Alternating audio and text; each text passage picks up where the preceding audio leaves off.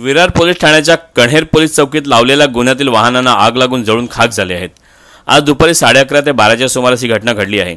आगीचे कारण स्पष्ट झाले नाही, मात्र शॉर्ट सर्किटने ही आग लागली असल्याची संशय व्यक्त केले जात आहे। एकूण 100च्या वर वाहन यात जळाली आहेत। ही सर्व वाहन गुन्ह्यात रिकव्हरी केली होती।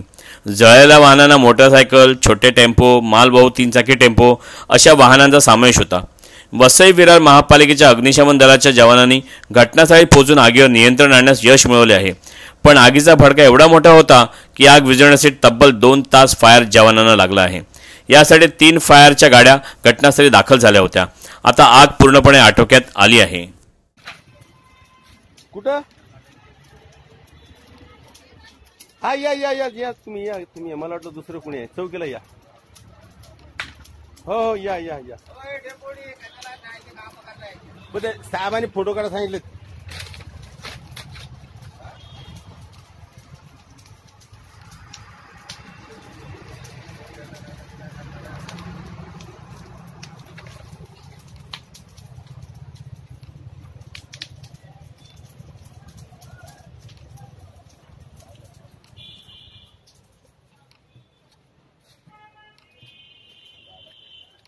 जाम हे झाले बघ ना।